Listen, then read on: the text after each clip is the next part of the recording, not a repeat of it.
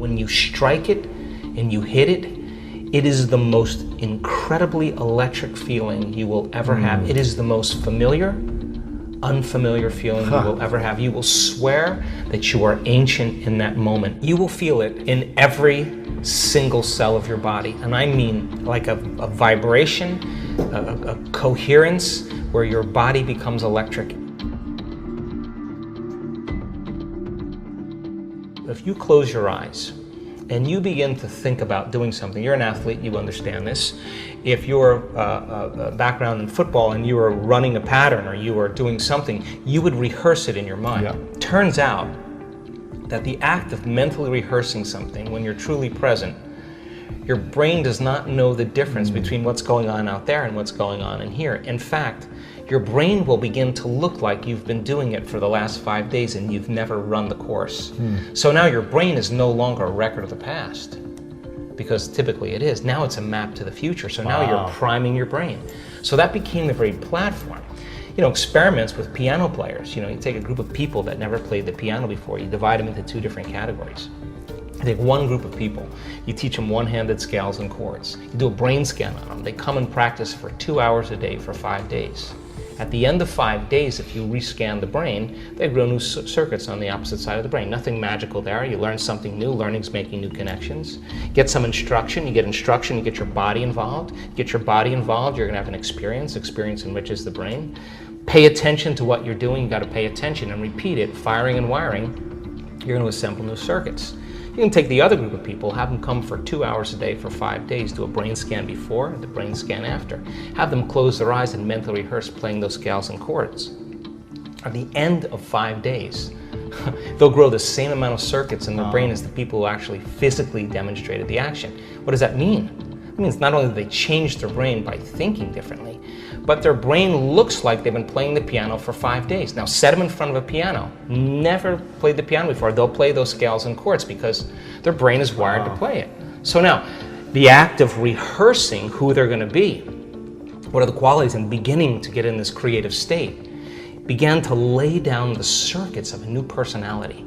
And a new personality is connected to a new personal reality. So the next question is, does that change the body? Take a group of men, have them do one-handed curls in their mind and bring an emotional component like stronger, harder, more intense. 1 hour a day for 2 weeks. At the end of 2 weeks, 13.5 increase in muscle strength. Wow. Never lifted a weight. Now their body is changing by thought alone. This is fascinating because, you know, growing up in this religion that I grew up, it was a constant reminder, a daily practice to think in a certain way, to think that you can never be physically harmed, that you're infinite love, that you're infinite light, your infinite soul, spirit, life, truth, and love, right? It was like constantly taught to me that I'm never able to get physically harmed. And that if you are, that means your thought is off, and you just have to recorrect your thought and you'll have a healing, right?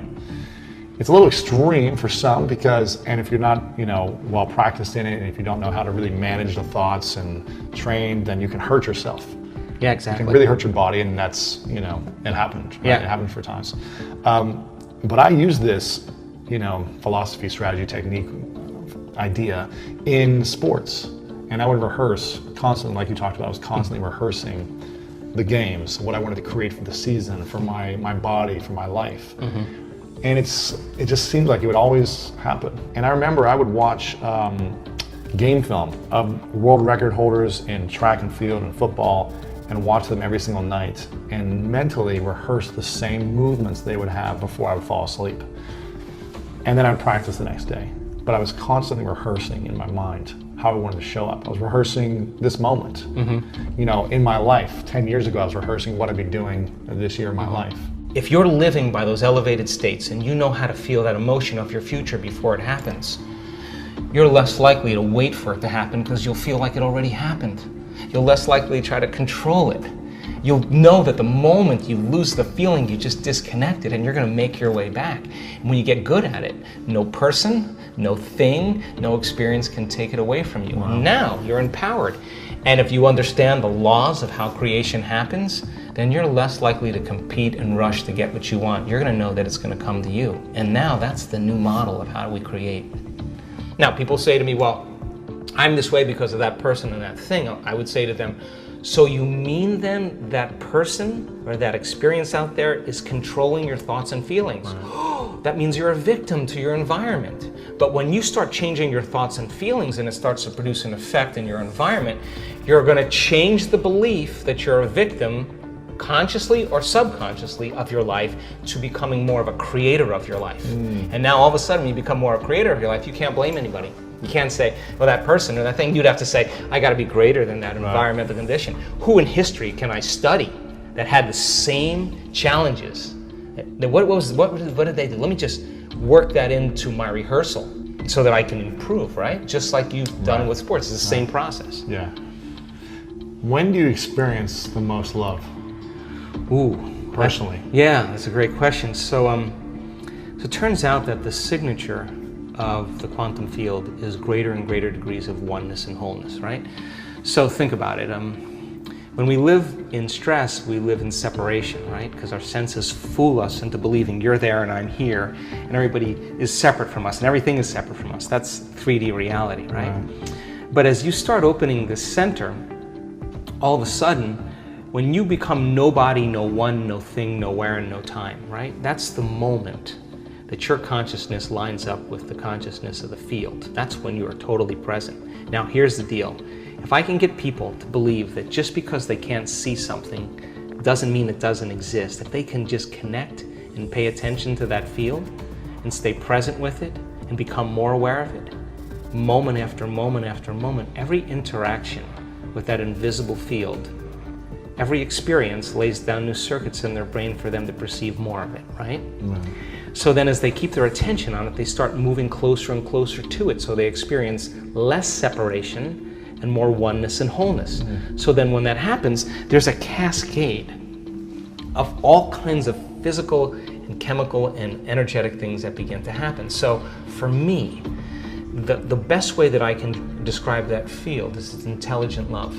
It's greater levels of order and unity and oneness. And when you strike it and you hit it, it is the most incredibly electric feeling you will ever have. It is the most familiar, unfamiliar feeling you will ever have. You will swear that you are ancient in that moment, and you will connect. And it won't be just like love for your puppy. You will feel it in every single cell of your body. And I mean like a vibration, a coherence where your body becomes electric. And the only way we can describe that is love. You taste that one time. You want it all the time. Oh, here's what I say. I always say, the first time it happened to me, and every time since, when I come back to my senses, I always say the same thing. Joe Dispenza, you got this all wrong. Because some veneer, some conditioning is lifted. You start realizing that the way you think life is isn't that way.